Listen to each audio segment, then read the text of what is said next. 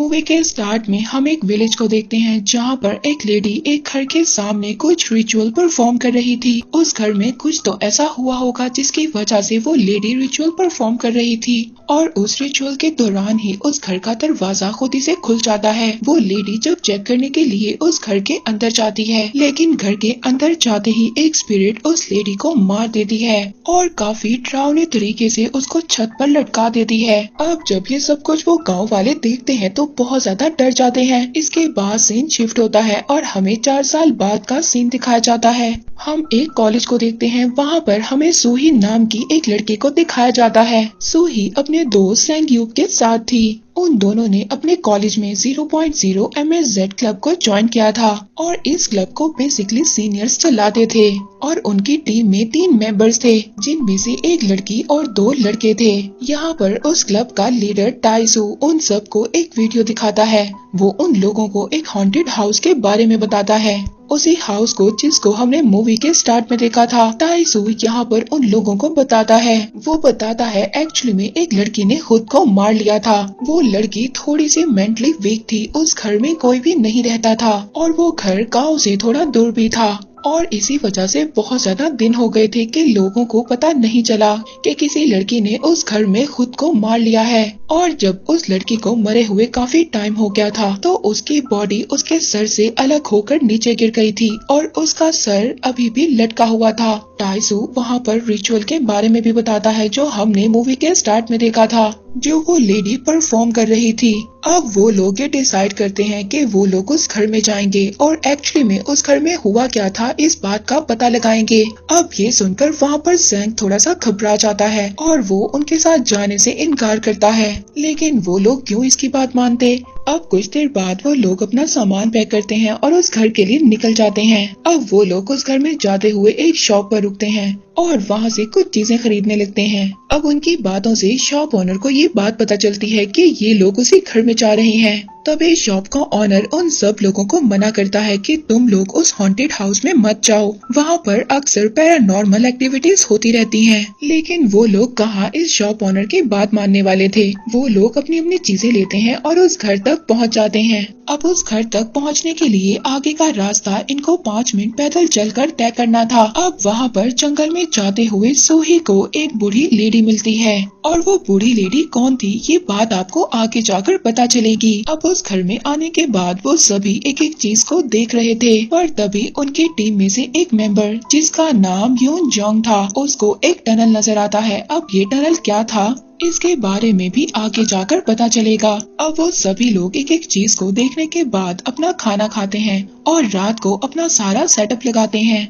वो घर के चारों तरफ कैमरास, मॉनिटर्स और फ्रीक्वेंसीज मशीन को भी लगा देते हैं। उस घर के आसपास 4-5 आउट हाउस भी थे, इसलिए वो लोग वहाँ पर भी कैमरास लगा देते हैं। अब ये लोग मिलकर डिसाइड करते हैं कि रात को ये लोग मिलकर मैजिक करेंगे जिसके जरिए स्पिरिट्स को बुलाया जा सकता है। वो सभी लोग अपनी टीम मेंबर में से एक के ऊपर ये रिचुअल करेंगे और साथ ही साथ उसके माइंड में एक मीटर को भी फिट करेंगे जो लोगों के दिमाग की फ्रीक्वेंसीज को मॉनिटर करता है। और अगर वो फ्रीक्वेंसी 0.0 MSZ हो जाती है, इसका मतलब ये था कि वो बंदा पोजेस्ड हो चुका है और इस प्रोसेस के लिए यून जोंग को चुना जाता है। वो यून जो को लिटाकर उसके इर्द गिर्द नमक का सर्कल बना देते हैं और वहीं दूसरी तरफ वो 2 डॉल्स लाते हैं। एक को फांसी पर लटकाते हैं, दूसरी को पानी में किसी जानवर के लीवर के साथ रख देते हैं। अब सब अरेंजमेंट्स खत्म करने के बाद वो अपना मंत्र पढ़ना शुरू करते हैं। वो जैसे ही वो मंत्र पढ़ना शुरू करते हैं यून जोंग वहाँ पर तड़पने लगती है।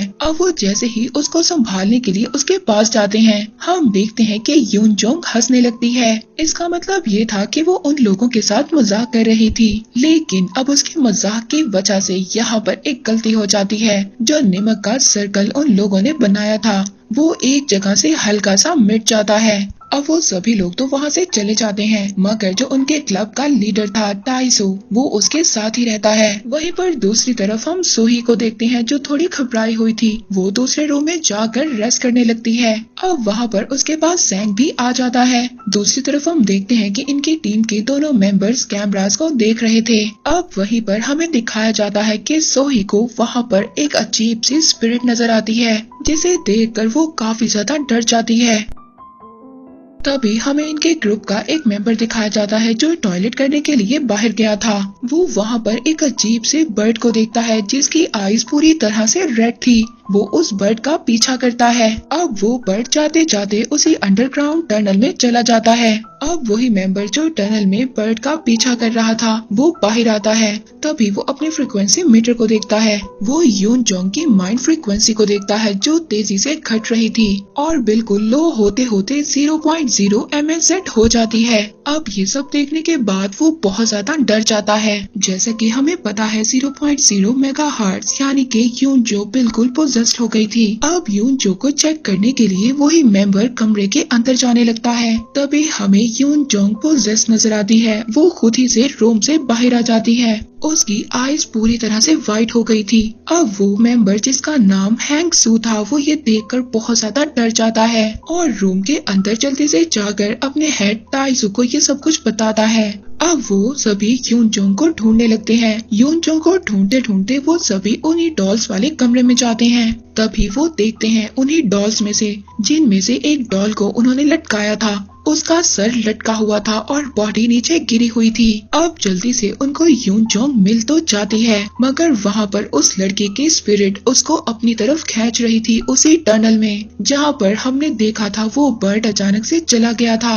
अब वहाँ पर वो दोनों यून जो को निकालने की कोशिश करते हैं मगर नाकाम रहते हैं। ये सब देखकर सूही वहाँ पर बहुत ज्यादा घबरा गई थी। अब ये डिसाइड करते हैं कि ये सबसे पहले सूही को कार में छोड़ कर आएंगे। इसके बाद वो लोग वापस आएंगे और उस टनल के दूसरे रास्ते को ढूंढेंगे और उसमें होल कर यून जोंग को निकाल लेंगे। और इसी दौरान उनका एक मेंबर जिसका नाम हैंक था वो सभी फुटेज और वीडियोस को कार में जाकर रख देगा। अब वो लोग अपने प्लान के अकॉर्डिंग ही काम करते हैं। तभी उनको एक अंडरग्राउंड में से यून जो के चीखने की आवाज आती है। वो किसी भी तरह उस टनल को तोड़ते हैं और यून जोंग को वहाँ से बाहर निकालते हैं मगर तब तक काफी ज्यादा देर हो चुकी थी। वो टनल वाली घोस्ट पूरी तरह से यून जोंग पर हावी हो चुकी थी। उसने पूरी तरह से यून जोंग को अपने कंट्रोल में कर लिया था। वो अब किसी भी तरह यून जोंग को लेकर कार में पहुँचते हैं पर तभी वहाँ पर हम कार में डरी हुई सूही को देखते हैं। हमने जो मैजिक किया था हमें उन दोनों डॉल्स को जलाना होगा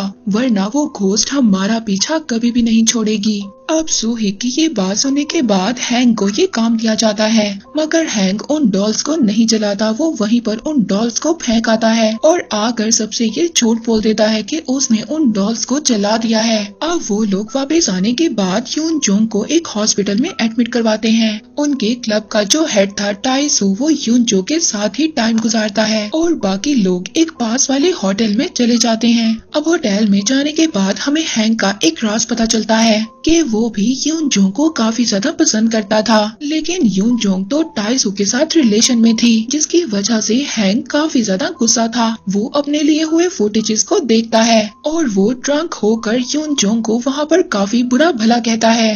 अब यहाँ पर हैंग के पास पैरानॉर्मल एक्टिविटीज के बहुत अच्छे फुटेजेस थे। अब इसीलिए वो उन फुटेजेस को बेचने के बारे में सोचता है। अब वहीं पर वो एक टीवी एंकर को कॉल करता है और इन फुटेजेस के बदले बहुत सारे पैसे मांगता है। वहीं पर दूसरी तरफ हमें सैंग दिखाया जाता है जो अपने रूम में था। उसके ऊपर एक छोटे बच्चे की स्पिरिट ने अटैक कर दिया था। ये बच्चा कौन था ये हमें आगे जाकर पता चलेगा। अब इसके बाद हमें नेक्स्ट सीन में दिखाया जाता है कि हैंग टाइसू के पास आता है। वो कहता है कि तुम थोड़ा रेस्ट कर लो, मैं यून जोंग के पास रहता हूँ। अब टाइसू के जाने के बाद वो यून जोंग के साथ अजीब सा बिहेव करने की कोशिश करता है और तभी हम देखते हैं यून जोंग अपनी आंखें खोलती है और एज यूजुअली उसने हैंग को मार दिया था। और तभी हमें थोड़ी देर बाद दिखाया जाता है कि यून जोंग को होश आ गया था और सभी लोग बहुत ज्यादा खुश थे। अब इसके बाद वो सब लोग होटल आ जाते हैं मगर होटल आने के बाद भी उनको हैंग का कुछ भी पता नहीं चलता। इसके बाद हम देखते हैं कि होटल की एक रूम में यूनजू और टाइसू इकट्ठे थे मगर तभी यूनजू टाइसू के माइंड पर हावी हो जाती है। वो उसको उसका एक पास्ट याद दिलवाती है। तभी वो जल्दी से डिप्रेशन में अपनी कार लेकर होटल से निकल जाता है। हम गाड़ी चलाते हुए टाइसू को देखते हैं जो काफी ज्यादा रो रहा था। एक्चुअली में काफी सालों पहले टाइसू ने इसी तरह गाड़ी चलाते हुए एक लड़की को मार दिया था। और उसका गिल्ट अब भी उसके अंदर था। ताइजू के अंदर के गिल्ट को वो स्पिरिट एब्सॉर्ब कर लेता है, वो उसके खिलाफ यूज करता है। हम देखते हैं कि अपने गिल्ट के चलते हुए ताइजू रोते हुए गाड़ी चला रहा था। वो रोते हुए अपना कंट्रोल खो देता है और गाड़ी को एक जगह पर मार देता है और वहीं पर ताइजू की भी डेथ हो जाती है। अब ताइजू की डेथ के बाद यूनजो सेंग को अपना निशाना बनाती है। वो सेंग को कॉल कर कर अपने रूम में बुलाती है। इसके बाद वो सेंग के सामने वही छोटा लड़का बनकर उसके सामने जाती है। एक्चुअली में वो छोटा लड़का सेंग का बड़ा भाई था। कुछ सालों पहले जब वो बहुत ज्यादा छोटे थे, उसके बड़े भाई का एक्सीडेंट हुआ था, मगर तभी सेंग यू बहुत ज्यादा छोटा था और बहुत ज्यादा घबरा भी गया था। इसलिए वो अपने भाई को ना बचाते हुए वहाँ से भाग जाता है और इसी वजह से उसके भाई की डेथ हो गई थी। अब यहाँ पर जो यूनजोंग के अंदर स्पिरिट थी, वो सेंग को सुसाइड करने का कहती है। अब सेंग को भी इस बात का इतना ज्यादा गिल्ट हो रहा था कि वो खुद को मारने के लिए तैयार हो जाता है, मगर उसी वक्त सूही आ जाती है और उसको मरने से बचा लेती है। पर तभी हम देखते हैं यूनजोंग के अंदर जो स्पिरिट थी वो उसकी बॉडी छोड़ देती है। वो अपने आप को संभाल पाते इससे पहले उनको एक कॉल आती है। कॉलर उनको बताता है स्विमिंग पूल के पास उनको हैंक की डेड बॉडी मिली है। अब यहाँ पर हम देखते हैं अपने दोनों दोस्तों को खोने के बाद वो तीनों बहुत ज्यादा दुखी हो गए थे। अब यहाँ पर सूही के डिसाइड करती है कि वो यूनजोंग के अंदर से स्पिरिट को बाहर निकालेगी और उसको हमेशा के लिए मार देगी, क्योंकि सूही के पेरेंट्स भूतों को भगाने का काम करते थे। इसीलिए उसको इतना ज्यादा कॉन्फिडेंस था कि वो एक स्पिरिट को डिफीट कर सकती है। अब वो यूनजोंग को दोबारा से उसी घर में लेकर जाते हैं और दोबारा से अपना वही पुराना सेटअप लगाकर अपना काम शुरू करते हैं। तभी हम देखते हैं कि सूही का साथ देने के लिए वही ओल्ड लेडी आती है जो कि उसको पहले जंगल में नजर आई थी। और यहाँ पर हमें पता चलता है कि ये बूढ़ी लेडी कोई और नहीं बल्कि सूही की ग्रैंड मदर थी। वो स्पिरिट वर्ल्ड से ह्यूमन वर्ल्ड में सूही की हेल्प करने के लिए आई थी। अब ये लोग दोबारा से अपना रिचुअल परफॉर्म करते हैं और यूनजोंग के अंदर दोबारा से वही स्पिरिट आ जाती है। हम देखते हैं वो स्पिरिट थोड़ी ही देर में अपने असल रूप में आ जाती है। वो सभी लोग उस स्पिरिट को कंट्रोल करने की कोशिश करते हैं, मगर वो स्पिरिट उनसे ज्यादा पावरफुल थी और वो सेंग को अपने साथ उसी टनल में ले जाती है। और लकीली उसके हाथ में वही गुड़िया लग जाती है जिसको हैंक ने नहीं जलाया था और वहीं पर गिरा दिया था। अब सेंग क्यूब जल्दी से उन डॉल्स को आग लगा देता है और तभी हम देखते हैं जब उन डॉल्स में आग लगती है तो वो स्पिरिट भी जलकर वहीं पर मर जाती है और वहीं पर सेंग क्यूब वहाँ से जिंदा आ जाता है। मगर इन सब में जो बुरी बात थी, जो यूनजोंग थी वो मर चुकी थी। उस स्पिरिट ने यूनजोंग की गर्दन तोड़कर उसको मार दिया था। अब लास्ट में सिर्फ सूही और सेंग यू भी जिंदा बचे थे। अब उस हादसे से बचने के बाद वो दोनों अपने अपने घर चले जाते हैं। इसके बाद हमें कुछ टाइम बाद का सीन दिखाया जाता है जहाँ पर एक कैफेटेरिया में सेंग क्यूब और सूही मिलते हैं। सेंग सूही को अपने एक नॉवल के बारे में बताता है जो हाल ही में पब्लिश होने वाला था। तभी उसको पब्लिशर की कॉल आती है और वो कॉल अटेंड करने के लिए बाहर चला जाता है। अब सूही सेंग का नॉवल पढ़ने के लिए लैपटॉप ओपन करती है। अब तभी सूही को एक वीडियो मिलती है जब सेंग उसी टनल में था उस स्पिरिट के साथ। वो उस वीडियो में देखती है कि उन डॉल्स को जलाने से कुछ टाइम पहले सेंग के अंदर वो स्पिरिट आ गई थी, यानी कि इसका मतलब ये था उन डॉल्स को जलाने के बाद भी वो स्पिरिट खत्म नहीं हुई थी, बल्कि वो तो इतने टाइम तक सेंग के अंदर थी। और तभी हम देखते हैं सेंग के अंदर की स्पिरिट सूही के कंधे पर हाथ रखती है और मूवी यहीं पर एंड हो जाती है।